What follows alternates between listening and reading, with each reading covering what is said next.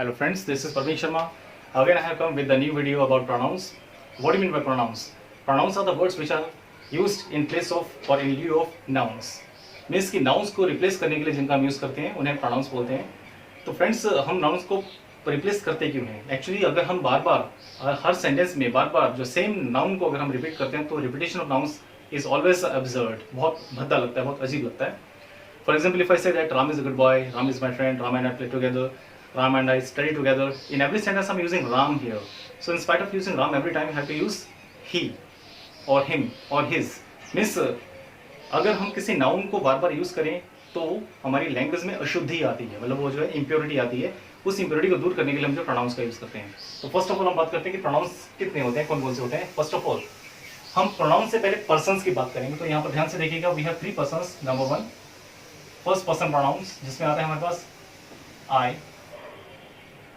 my, me and mine. We, are, us and ours. Second person में हमारे पास आता है you, your, you and yours. And third person में हमारे पास आता है he, his, him. नॉर्मली लोग इसको ब्लैंक छोड़ते हैं. she, her, her and hers, they, their, them and theirs, it, its and it. It's again kept blank. Blank में repetition होती है इसलिए उसको ब्लैंक छोड़ देते हैं. तो इसको ध्यान से देखिएगा, हम जब इन प्रोनाउंस को हम इस तरीके से डिवाइड करते हैं, in this way if you divide them, तो we have 3 kinds of persons. 3 kinds of persons. First person, then second person, then third person. लेकिन फ्रेंड्स अगर हम इसको इस तरीके से डिवाइड करते हैं, दिस वे, अगर हम इसको इस तरीके से डिवाइड करते हैं, then we have total 4 kinds of pronouns here. 4 तरह के हमारे पास प्रोनाउंस यहाँ पर मेंशन हो रहे हैं. First of all one is known as a subjective pronoun. What do you mean by subjective pronouns? Subjective pronouns are always used for defining the subjects, जो subject को डिफाइन करते हैं. Second one is known as relative pronouns. Second one is known as relative pronoun. Third one is used here as objective. Fourth one is known as possessive. Possessive pronouns. Although कई books के अंदर आप देखेंगे तो relative को possessive और possessive को relative बनाया गया है, लेकिन सभी जगह ऐसा नहीं है. तो I found them as relative and them as possessive pronouns. So यहाँ पर ध्यान से देखिएगा फ्रेंड, जो मैं बताने जा रहा हूँ आपको, 4 तरह के मैंने यहाँ पर प्रोनाउंस बताए. सबसे पहले कंस्ट्रक्शन इंग्लिश के सेंटेंसेस को की कैसे की जाती है. तो ध्यान से देखिए, जब हम इंग्लिश में सेंटेंस लिखते हैं तो कंस्ट्रक्शन क्या होती है? Subject, verb and object. Subject, verb and object. For example, he met me, he met me. So subject, verb and object. तो यहां पर जो चीज इंपॉर्टेंट देखने वाली वो क्या है कि जब हम सेंटेंस लिखते हैं तो वर्ब से पहले हमेशा सब्जेक्ट आता है और वर्ब के बाद हमेशा ऑब्जेक्ट आता है. यानी ऑब्जेक्ट हमेशा वर्ब के बाद और सब्जेक्ट हमेशा वर्ब से पहले आता है. देखो, सब्जेक्ट वो पर्सन है जिसके बारे में बात की जा रही है, और वर्ब क्या है? जो एक्शन पर्सन परफॉर्म करते हैं उसे वर्ब बोलते हैं, और जिस पर्सन या ऑब्जेक्ट के ऊपर एक्शन अप्लाई किया जाता है उसे ऑब्जेक्टिव प्रोनाउन बोलते हैं. तो यहाँ पर ध्यान से देखिए, 2 प्रोनाउंस हम लोगों ने लिए. पहले वर्ब से पहले हमने रखा सब्जेक्टिव और वर्ब के बाद रखा objective. He is a subjective pronoun in this category, like this subjective and then relative then objective and then possessive. तो ही हमने यहाँ पर लिया, तो ही यहाँ पर एक सब्जेक्टिव प्रोनाउन है. जबकि जब हमने मी वर्ब के बाद रखा, मी रखा, तो मी एक ऑब्जेक्टिव प्रोनाउन है. तो आप देख सकते हैं कि ही सब्जेक्टिव है तो ये सब्जेक्टिव है, इसलिए यहाँ पर आया, और मी जो है ऑब्जेक्टिव है तो हमने मी ऑब्जेक्टिव के अंदर रखा हुआ है. आई होप कि आपको समझ में आ गया होगा. बाकी रिलेटिव एंड पॉजेसिव प्रोनाउंस की बात करें तो रिलेटिव प्रोनाउंस वो होते हैं जो किसी एक नाउन का किसी दूसरे नाउन या प्रोनाउन से रिलेशन बताने के लिए यूज किए जाते हैं. For example, if I say that this is my marker, ये मेरा मार्कर है, तो मैं यहाँ पर मार्कर को खुद से रिलेट कर रहा हूँ, उसके लिए मैंने माई वर्ड यूज किया जो कि रिलेटिव प्रोनाउन है. इसके बाद पॉजेसिव प्रोनाउंस की बात करते हैं। तो पॉजेसिव प्रोनाउंस वो होते हैं, यहाँ पर भी हम रिलेशन क्रिएट कर रहे हैं, एक नाउन का किसी दूसरे नाउन या प्रोनाउन के साथ रिलेशन क्रिएट कर रहे हैं, लेकिन पॉजेसिव एक वर्ड ऐसा है जिससे आप क्लियर कर सकते हैं, जिसका मीनिंग शायद आपको क्लियर होगा। इट मीन्स की to possess something, to have something, यानी किसी पर अपना अधिकार होना, किसी चीज के ऊपर अपना अधिकार जमाना, शो करना, उसको हम पॉजेसिव प्रोनाउन के तरह यूज करते हैं। सो पॉजेसिव प्रोनाउन में माइन, योर्स, आवर्स वगैरह सारे के सारे पॉजेसिव प्रोनाउंस होते हैं। अब डिफरेंस क्या है, यहाँ पर भी मैं इस चीज को अपने यहाँ बता रहा हूँ, मैंने बोला कि दिस इज माई मार्कर और दिस मार्कर इज माइन, दो सेंटेंस बोल रहा हूँ, दिस इज माई मार्कर और दिस मार्कर इज माइन, दोनों में डिफरेंस क्या है। पहले वाला जो मैंने सेंटेंस यूज किया जिसमें मैंने रिलेटिव प्रोनाउन यूज किया, यहाँ पर मैं मार्कर से डायरेक्टली अपना रिलेशन बता रहा हूँ। जब मैंने सेकंड वाला पॉजेसिव प्रोनाउन यूज किया तो मैंने क्या बोला, दिस मार्कर इज माइन। यहाँ पर जो इंपॉर्टेंट चीज क्या समझिए कि दोनों में डिफरेंस क्या है, कि मीनिंग दोनों का सेम है ऑलमोस्ट, लेकिन डिफरेंस क्या है कि पॉजेसिव प्रोनाउन सेंटेंस के लास्ट में आते हैं, जबकि रिलेटिव जो सेंटेंस के बीच में रखे जाते हैं। अब दूसरी बात आती है, मैंने बोला कि पॉजेसिव, पॉजेसिव मींस अधिकार जमाना। सपोज सिंपली किसी ने पूछा कि ये हुज मार्कर इज दिस, मैं बोलता हूँ कि this is my marker, and suppose somebody is taking it away, कोई लेके जा रहा है, तो मैं बोलता हूँ डोंट टच या keep it there, it's mine, ये मेरा है। तो मैं अधिकार दिखा रहा हूँ अपना, उस पर हक जता रहा हूँ। तो ये डिफरेंस आई थिंक आपको क्लियर हो गया होगा। तो ये चार तरह के प्रोनाउंस हम लोगों ने डिस्कस किए। अब इसके बाद हम कुछ एक सेंटेंसेस यहाँ पर लिखते हैं, उन सेंटेंसेस को जब स्टडी करेंगे तो और ज़्यादा आप अच्छे से समझ पाएंगे कि मैं कहना क्या चाहता हूँ। तो फ्रेंड्स, यहाँ पर सबसे पहले हो सके तो आप ये टेबल जो है वो नोट डाउन कर लीजिएगा, ताकि आपको टेबल आसानी से समझ में आ जाए, क्लियर हो जाए। मेरे पास ज़्यादा स्पेस नहीं है तो मैं यहाँ पर नीचे सेंटेंस लिखा हूँ, तो इसको आप वन बाय वन करके हम डिस्कस करेंगे, so that you can understand them well. Suppose मैं सेंटेंस लिखता हूँ कि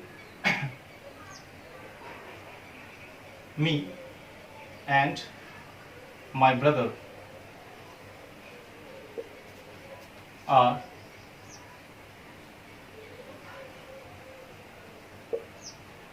वॉचिंग मूवी। अगर बोला जाए कि सेंटेंस में मिस्टेक क्या है, अगर पूछा जाए कि सेंटेंस में मिस्टेक क्या है, तो आप ध्यान से देखिए, नॉर्मली लोग इस टाइप के सेंटेंसेस यूज करते हैं, me and my brother went to Chandigarh, me and my brother did this और दैट, ओके। लेकिन यहाँ पर प्रॉब्लम क्या है, ध्यान से देखिए।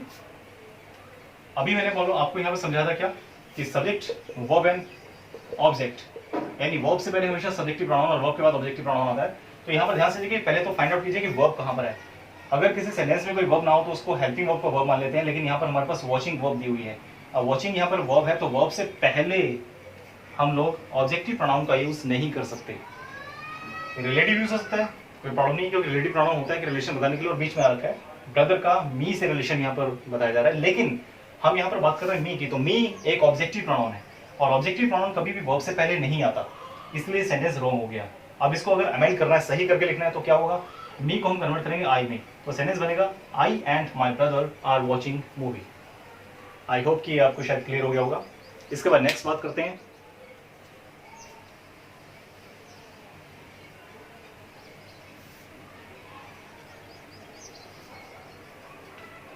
नाउ ध्यान से देखिए,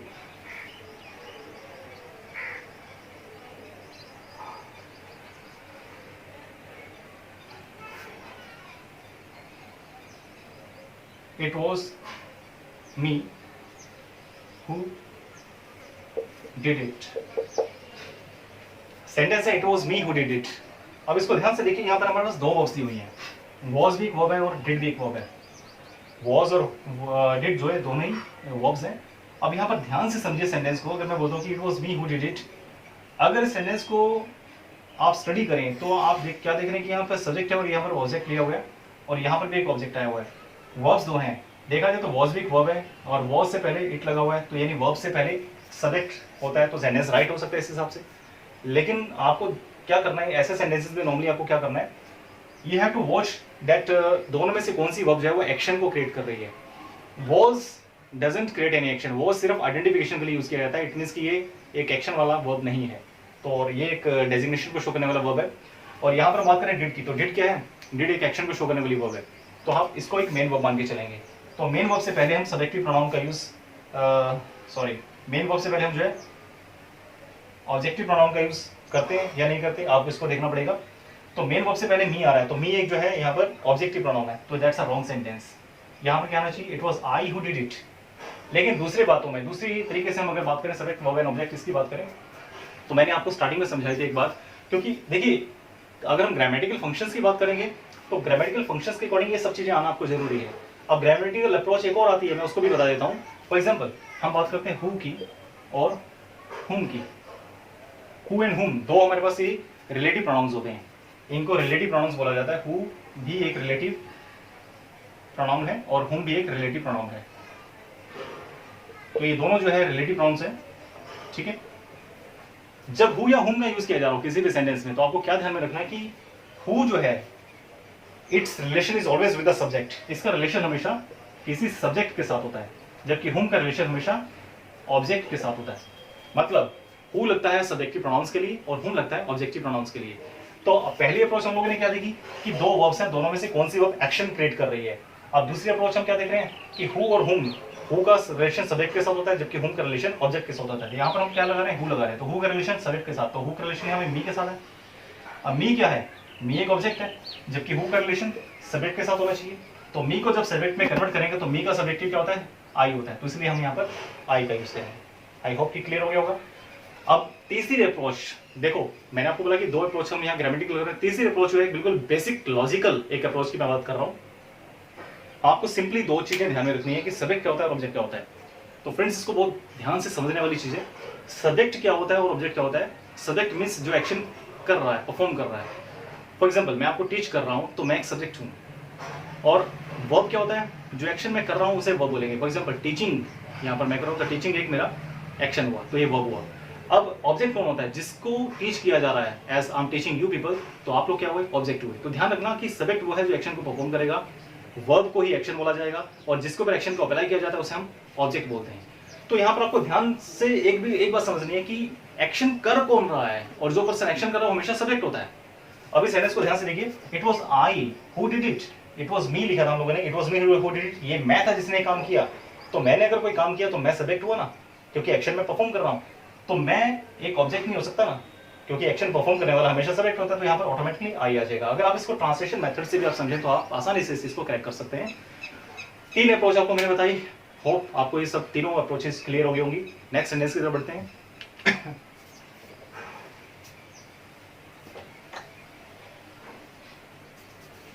अब फ्रेंड्स सेंटेंस आता है, it was I whom they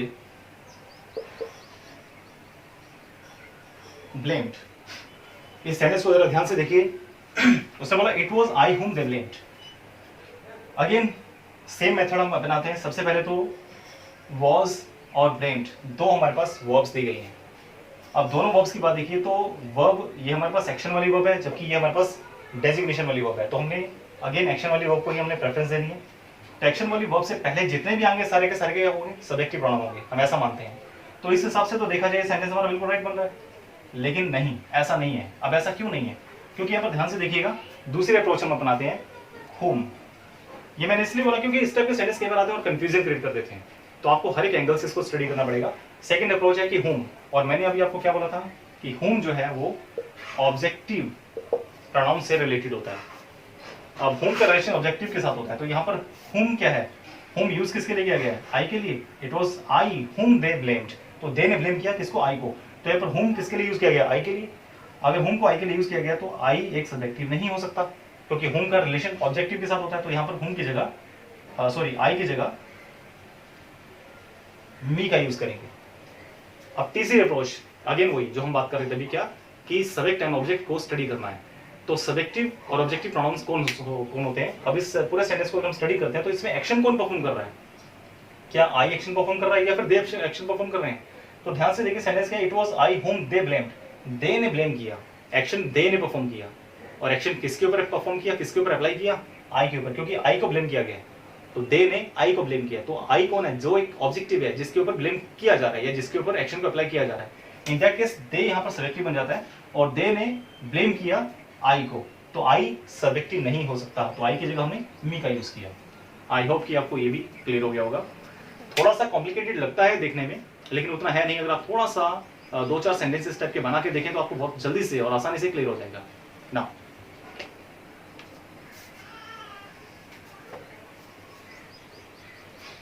इसके बाद फ्रेंड्स नेक्स्ट सेंटेंस हम लेते हैं। सपोज सेंटेंस है आपके पास दैट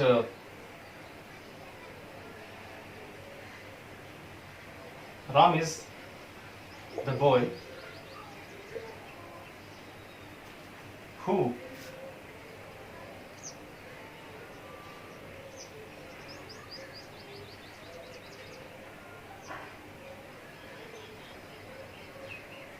complained against you। एक सेंटेंस मैं ये ले रहा हूं, सेकंड सेंटेंस मैं लेता हूं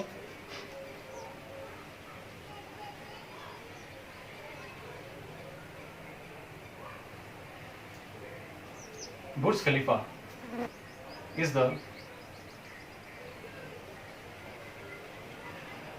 highest building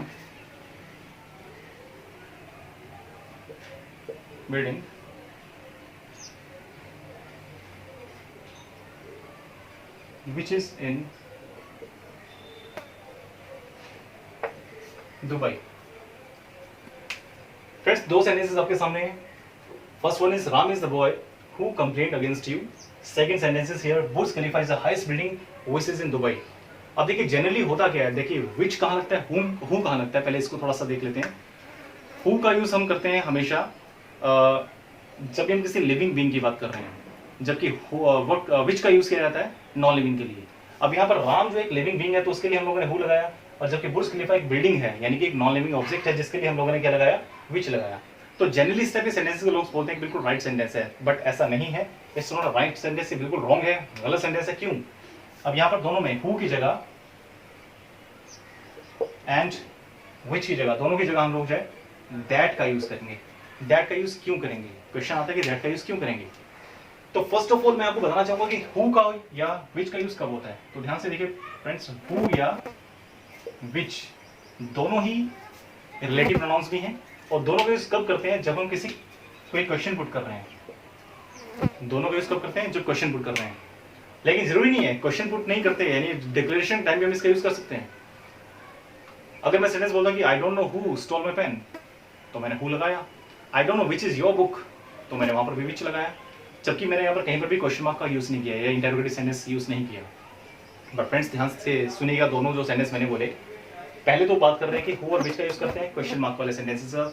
इट मींस कि जहां पर भी क्वेश्चन मार्क लगेगा वहां पर हु या विच लग जाएगा। लेकिन फिर मैंने बोला कि हम हु और विच का यूज करते हैं कब, विदाउट क्वेश्चन मार्क भी करते हैं, यानी कि डिक्लेरेटिव सेंटेंसेस के अंदर भी करते हैं। लेकिन यहाँ पर एक कंप्लीट एक बात क्लियर यहाँ पर हो रही है पूरी तरह से, क्या, जब हम हु और विच का यूज करते हैं किसी भी पर्टिकुलर थिंग के साथ, तो वहां पर एक कंडीशन आती है कि हम जब किसी चीज को लेके कंफर्म नहीं होते तब हम हु या विच का यूज करते हैं।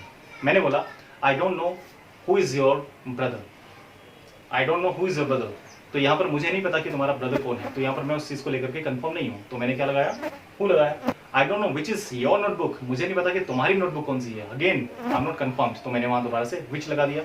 लेकिन जब हम किसी चीज को लेके कंफर्मेशन दे देते हैं, कंफर्म करवा देते हैं, तो वहां पर हमेशा हु और विच को दैट से रिप्लेस किया जाता है। फर्स्ट सेंटेंस देखिए, Ram is the boy who complaint against you. Ram वही लड़का है जिसने तुम्हारे अगेंस्ट जो है कंप्लेंट की थी, तो हम कंफर्म करवाना है कि राम ही वो बॉय है जिसने कंप्लेंट की थी, इसलिए हमने हुम की जगह दैट का यूज किया। Second sentence is here, Burj Khalifa is the highest building which is in Dubai. तो बुर्ज खलीफा जो है दुनिया की सबसे ऊंची इमारत है जो कि दुबई में है। अब यहाँ पर भी हम कंफर्मेशन दे रहे हैं कि बुर्ज खलीफा ही दुनिया की सबसे ऊंची इमारत है और वो दुबई में है, तो ऐसे में हम लोगों ने विच को दैट से रिप्लेस किया। तो दैट हम कब लगाते हैं, जब हम किसी चीज को लेकर के कंफर्म होते हैं। आई होप कि आपको ये बात भी क्लियर हो गया होगा। नाउ इसके बाद हम बात करते हैं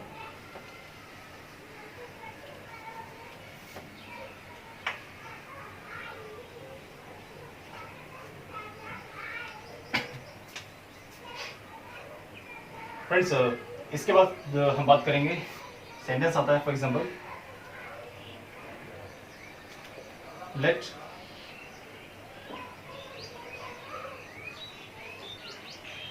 you and he be together। ध्यान से देखिए, let you and he be together। अगर इस सेंटेंस को अच्छे से हम स्टडी करें तो ध्यान से देखिएगा हम कर क्या रहे हैं, let you and he be together, you and he be together। देखिए इस टाइप के सेंटेंसेस के अंदर हम जनरली कंफ्यूज हो जाते हैं कि इज इट राइट और रॉन्ग सेंटेंस, बट ध्यान से देखिएगा लेट पहले तो होता क्या है, देखिए आप नॉर्मली जब सेंटेंसेस सुनते हैं, बोलते हैं कुछ लेट को यूज करके, तो कैसे बनाते हैं सेंटेंसेस? लेट मी गो, मुझे जाने दो। लेट मी प्ले, मुझे खेलने दो। Let me do my work, मुझे मेरा काम करने दो। अब तीनों ही सेंटेंसेस में मैंने बोला लेट मी गो, मुझे जाने दो, इट मीन्स कि मुझे जाने से रोका जा रहा है। लेट मी प्ले, मुझे खेलने दो, इट मीन्स मुझे रोका जा रहा है। Let me do my work, इसका मतलब मुझे मेरे काम करने से रोका जा रहा है।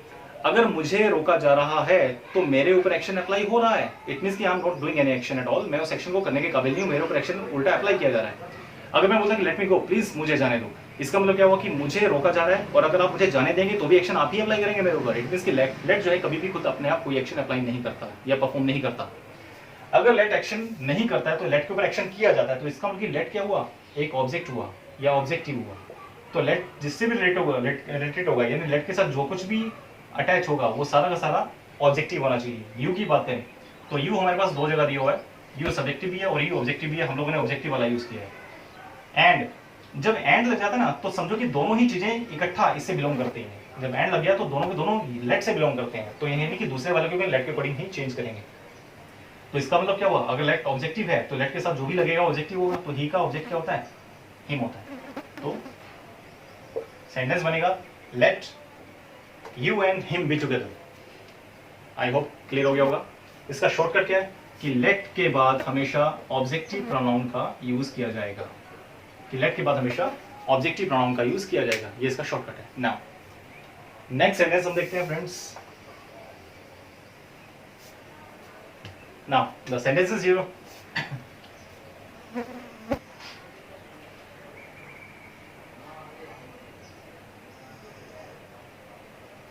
अगर मैं like who was there to look after the family but she, यह सेंटेंस को हम थोड़ा सा चेंज कर दें क्योंकि लास्ट में नहीं लगा रहे हैं हम शी। कंफ्यूजन वाले सेंटेंस के अगर आते हैं तो कुछ और तरीके से आते हैं। जैसे अगर यही सेंटेंस इस तरह से लिखा जाए कि who was there but she to look after the family. Who was there but she to look after the family? इस सेंटेंस को जरा ध्यान से समझिएगा। देखिए मैंने बोला कि who was there but she to look after the family, तो but she, इसको लेके नॉर्मली कंफ्यूजन रहती है। इज इट राइट सेंटेंस और रॉन्ग सेंटेंस? तो it's a quite wrong sentence. Wrong sentence क्यों है? यहाँ पर हम लगाएंगे हर, लेकिन हर लगाने से ये और भी ज्यादा रॉन्ग लग रहा है। अगर आप इसको देखें, स्टडी करें तो हर लगाने से और भी ज्यादा रॉन्ग लग रहा है। अब ध्यान से देखिए, who was there but she to look after the family, मैंने बोला who was there but her to look after the family. अब इसको थोड़ा सा समझने वाली चीज है, थोड़ा ध्यान दीजिएगा मेरी बातों पर जब मैं बोलने जा रहा हूं। यहाँ पर जब भी हम बट को, ठीक है, बट का यूज कब करते हैं? बट एक कंजंक्शन है, और कंजंक्शन क्या होती है? जो दो सेंटेंस को आपस में जोड़ने का काम करती है, यानी एक संयोजक का काम करती है। लेकिन यहाँ पर बट जो है वो दो सेंटेंस को आपस में जोड़ नहीं रहा है। और जब भी बट को दो सेंटेंस को ना जोड़ के किसी सिंगल सेंटेंस में यूज किया जा रहा हो तो फिर कंजंक्शन की बजाय ये प्रीपोजिशन का रोल प्ले करता है। तब क्या होता है? ये कंजंक्शन की जगह प्रीपोजिशन का रोल प्ले करता है। और प्रीपोजिशन जो होते हैं, प्रीपोजिशंस के बाद हमेशा ऑब्जेक्टिव प्रोनाउन का यूज किया जाता है। ये ध्यान रखना कि प्रीपोजिशन के बाद हमेशा ऑब्जेक्टिव प्रोनाउन का यूज किया जाता है। अब इस सेंटेंस को ध्यान से देखिए। अच्छा, हु वाज देयर बट, अब बट यहाँ पर क्या है? It's playing the role of a preposition. तो इसके बाद हमारे पास शी एक सब्जेक्टिव है जो कि नहीं लग सकता, तो हम शी का ऑब्जेक्टिव के बाद हमारे पास हर, तो इसलिए हम लोगों ने हर लगाया। तो who was there but her to look after the family. एक तो ये बात क्लियर। दूसरी बात एक और बताना चाहूंगा कि जब भी हम बट को एज अ प्रीपोजिशन यूज करते हैं तो इसका मीनिंग देखिए, जब हम इसको एज अ कंजंक्शन यूज करते हैं तो उसका मीनिंग होता है किंतु या परंतु। बट जब हम इसको एज अ प्रीपोजिशन यूज करते हैं तो बट का ये मीनिंग होता है एक्सेप्ट, EXEPT। अब यहां पर इसका मीनिंग एक्सेप्ट बन गया। अगर हम एक्सेप्ट बोल के देखें तो सेंटेंस बनेगा who was there except her to look after the family. I think अब आपको ज्यादा क्लियर हो गया होगा, क्लैरिटी आई थिंक अब ज्यादा है। लेकिन लिखना आपने बट है, एक्सेप्ट लिखना नहीं है, बट इसका मीनिंग यहाँ पर एक्सेप्ट है। आई होप कि आपको क्लियर हो गया होगा। नाउ नेक्स्ट देखिए,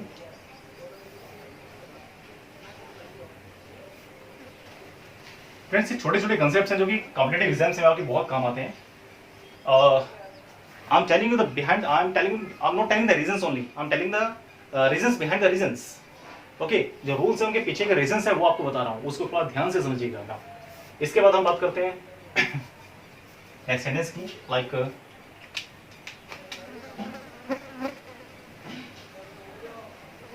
between he and I there is no dispute. Okay, now between he and I there is no dispute. अब इस सेंटेंस को ध्यान से देखिए, हम लोगों ने यूज किया between he and I there is no dispute, तो नॉर्मली सेंटेंस टाइप के देखने में बिल्कुल सही लग रहे हैं, लेकिन it's a wrong sentence. Wrong sentence किस तरीके से है, अभी देखिए मैंने आपको थोड़ी देर पहले भी बताया था कि प्रीपोजिशंस के बाद हमेशा ऑब्जेक्टिव प्रोनाउन का यूज किया जाता है, तो बिटवीन यहाँ पर एक प्रीपोजिशन का काम कर रहा है। इसको मैं दूसरे एक और तरीके से समझाता हूँ, like sentences here, like he is talking to me. अब देखिए यहाँ पर भी हम लोगों ने ये सब्जेक्ट है, ये वर्ब है, और ये हमारे पास प्रीपोजिशन है, और ये हमारे पास ऑब्जेक्ट हुआ। प्रीपोजिशंस क्या होते हैं, ऐसे सभी वर्ड्स, देखो प्रीपोजिशन नहीं होता, ये होता है प्रीपोजिशन। प्री मींस पहले, पोजीशन में स्थान, तो ऐसे सभी वर्ड्स जिनका प्लेस, जिनका स्थान किसी नाउन या प्रोनाउन के जस्ट पहले होता है उसे हम प्रीपोजिशन का नाम देते हैं। अब यहाँ पर देखिए, इसमें देखिए ऑब्जेक्ट क्या हमारे पास मी है, तो मी से जस्ट पहले हम लोगों ने टू लगाया, तो टू एक प्रीपोजिशन हुआ। अब प्रीपोजिशन का काम क्या होता है, ये लिंक है बिटवीन वर्ब एंड प्रोनाउन। अब ध्यान से देखिए, प्रीपोजिशन हमेशा किसी नाउन या प्रोनाउन के पहले आते हैं। प्रीपोजिशन हमेशा नाउन या प्रोनाउन से पहले आते हैं, लेकिन वर्ब के बाद आते हैं। इस चीज को थोड़ा ध्यान से समझिएगा, प्रीपोजिशन हमेशा किसी नाउन या प्रोनाउन के पहले आते हैं, लेकिन वर्ब के बाद आते हैं। अब जिस प्रोनाउन से पहले हम लोगों ने प्रीपोजिशन लगाया, वो प्रोनाउन भी तो वर्ब के बाद ही आ रहा है, वो प्रोनाउन भी वर्ब के बाद ही आ रहा है, और वर्ब के बाद हमेशा कौन से प्रोनाउन आते हैं, ऑब्जेक्टिव प्रोनाउन आते हैं। तो ये अंडरस्टूड है कि प्रीपोजिशन के बाद भी हमेशा कौन सा प्रोनाउन आएगा, ऑब्जेक्टिव प्रोनाउन ही आएगा। आई थिंक आपको क्लियर हो गया होगा। इसको थोड़ा सा वीडियो को दोबारा से अगर आप रिपीट करके देखें, रिवर्स करके दोबारा से अगर स्टडी करें, तो आपको ये 2-3 बार अगर स्टडी करें तो आपको इस चीज़ आसानी से क्लियर हो जाएगी। तो यहाँ पर भी हम बात कर रहे हैं बिटवीन जो है प्रीपोजिशन है, और प्रीपोजिशन के बाद हमेशा क्या आना चाहिए, ऑब्जेक्टिव प्रोनाउन। तो यहाँ पर ही और आई दोनों एंड के साथ जुड़े हैं, और मैंने बोला था कि अगर एंड लग जाए तो दोनों के दोनों इक्वल होते हैं, एक साथ होते हैं, और दोनों के ऊपर सेम चीजें अप्लाई होती हैं।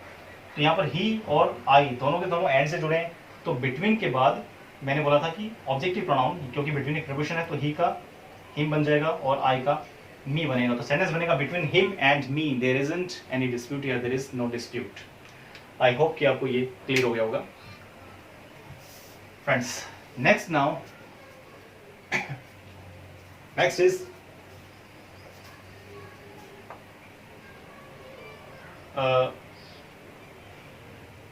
who is your brother? Who is your brother among them? Who is your brother among them? अब इस सेंटेंस को ध्यान से देखिए, तो क्वेश्चन पूछा जा रहा है who is your brother among them, और मैंने बोला था कि जब क्वेश्चन पूछा जाता है तो हम who या whom लगाते हैं, और बीच में लगा सकते हैं। एक और बात आती है कि मैंने बोला था कि हु का यूज करते हैं लिविंग ऑब्जेक्ट के साथ, और विच का यूज करते हैं नॉन लिविंग के साथ। तो यहाँ पर सेंटेंस देखने में बिल्कुल राइट लग रहा है, क्योंकि जनरली आप इस टाइप के सेंटेंस ही बोलते हैं और सुनते हैं, बट ये सेंटेंस रॉन्ग है, क्योंकि यहाँ पर हु की जगह विच का यूज किया जाएगा। अब विच का यूज क्यों किया जा रहा है, जबकि मैंने बोला था कि लिविंग है तो हु लगता है, नॉन लिविंग के साथ विच लगता है, लेकिन मैं यहाँ विच लगा रहा हूँ। तो ध्यान से देखिएगा, विच और हु में डिफरेंस क्या है। हु लगता है 2 पर्सन्स के लिए, जबकि विच लगता है मोर देन 2 के लिए। जब 2 से ज्यादा की बात करेंगे तो विच का यूज किया जाएगा। अब सेंटेंस हमारे पास क्या है कि who is your brother among them, तो यहाँ पर अमंग लगाया है, और अमंग कब लगता है, जब मोर देन 2 होते हैं, क्योंकि अगर 2 होता तो हम बिटवीन लगाते। बिटवीन मीन्स 2, और मोर देन 2 अगर होंगे तो अमंग का यूज किया जाएगा। हम लोगों ने यहाँ पर वर्ड लगाया अमंग, तो अमंग का मतलब क्या है कि हम 2 से ज्यादा की बात कर रहे हैं, तो वहां पर हु का यूज नहीं किया जाएगा, we have to use which. I hope आपको ये सब क्लियर हो गया होगा। तो फ्रेंड्स, इसके अलावा कुछ और तरह के प्रोनाउंस हमारे पास आते हैं, तो हम बात करेंगे। अभी थोड़ा सा मैं इसको यहाँ से रब करना चाहूंगा।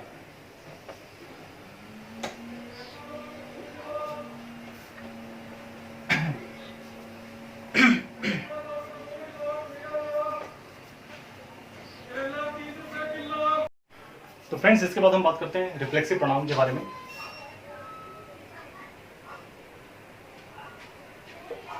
रिफ्लेक्सिव प्रोनाउंस क्या होते हैं ना, ध्यान से देखिए। रिफ्लेक्सिव प्रोनाउंस वो होते हैं जिसमें हम सेल्फ या सेल्स का यूज करते हैं।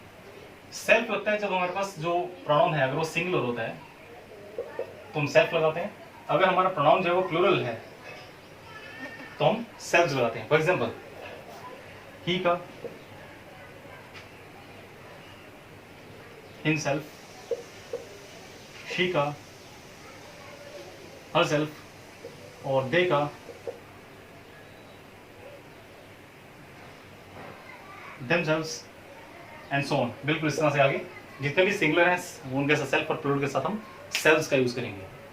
तो फ्रेंड्स अब इसके बाद हम कुछ वर्ड्स यहाँ पर लिख रहे हैं, कुछ सेंटेंसेस यहाँ पर लिख रहे हैं, उसको ध्यान से देखिएगा। like sentences here,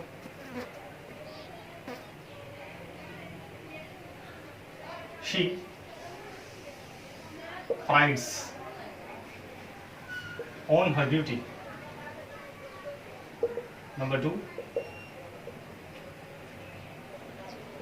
I purchased a wristwatch for me. अब दो सेंटेंसेस यहाँ पर आपके सामने हैं तो इसको थोड़ा सा ध्यान से स्टडी कीजिएगा।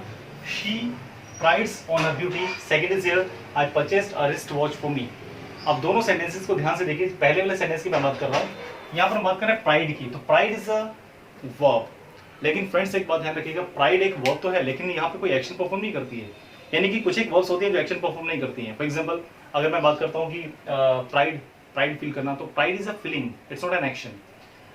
प्राइड फील होता है, एक फीलिंग वाली बात है, और ये हमारे कंट्रोल में नहीं होता है। यानी जो वर्ब्स हमारे कंट्रोल में होती है हम उसके ऊपर एक्शन अप्लाई करते हैं। For example I can write whenever I want, I can speak whenever I want, लेकिन आई कांट प्राइड कि जब मैं चाहूंगी प्राइड करूँ, ऐसा नहीं होता। प्राइड वाले जो कुछ मोमेंट्स होते हैं तो ऑटोमेटिकली हमारे अंदर प्राइड आता है और ऑटोमेटिकली वो चला जाता है। ऐसी बात करता है एंजॉयमेंट की। Enjoy is again a verb जो कि किस कब यूज होती है, it is again a verb which is just use for the feelings.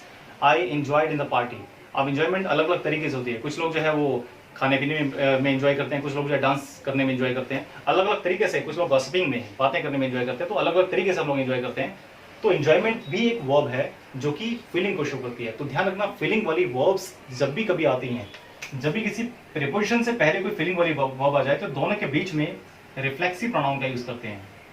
तो दोनों के बीच में रिफ्लेक्सिव प्रोनाउन, किसी फीलिंग वाली वर्ब के बाद इमीडिएट बाद अगर प्रीपोजिशन आता है तो दोनों के बीच में रिफ्लेक्सिव प्रोनाउन यूज होता है। फॉर एग्जांपल रिफ्लेक्सिव किसके अकॉर्डिंग यूज होगा, सब्जेक्ट के। सब्जेक्ट है शी, तो शी का हरसेल्फ बन जाएगा।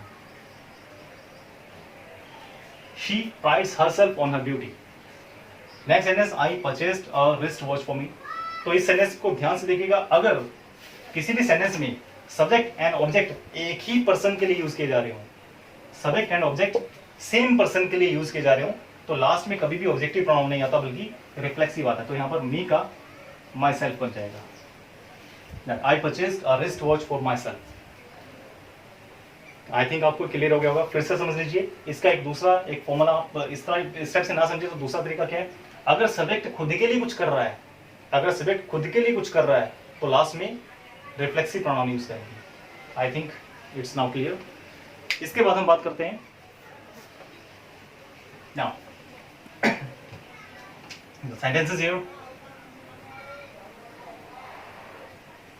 This is my watch. Sorry, इसको मैं दूसरे तरीके से लिखता हूं कि this watch is mine, not your. This watch is mine, not your. अब इस सेंटेंस को जरा ध्यान से देखिए। this watch is mine, not your. अब यहाँ पर माई मैंने यूज किया और फिर कोमा लगाया। जब हम कोमा लगाते हैं तो इसका मतलब कि हमने दो अलग अलग सेंटेंस को आपस में कनेक्ट किया हुआ है। तो इसका मतलब कि सेंटेंस, ये वाला सेंटेंस इतना है और दूसरा पार्ट इसका ये अलग है। दो अलग अलग सेंटेंस को हमने आपस में कनेक्ट कर दिया। और मैंने आपको बोला था स्टार्टिंग में क्या कि रिलेटिव प्रोनाउन एंड पॉजेसिव में डिफरेंस क्या है कि पॉजेसिव सेंटेंस जो प्रोनाउंस होते हैं सेंटेंस के लास्ट में आते हैं। अब this is my, this watch is my, my, तो ये सेंटेंस कोमा से पहले यहाँ पर खत्म हो चुका है। तो यहाँ पर अगर सेंटेंस का लास्ट ये है तो यहाँ पर माई की जगह क्या आना चाहिए, माइन, यानी पॉजेसिव प्रोनाउन आना चाहिए। और इस सेंटेंस का लास्ट ये है तो यहाँ पर भी योर का योर्स बन जाएगा। तो सेंटेंस बनेगा this watch is mine, not yours. Clear. Next now, अब सेंटेंस आता है, for example this is a Swiss watch,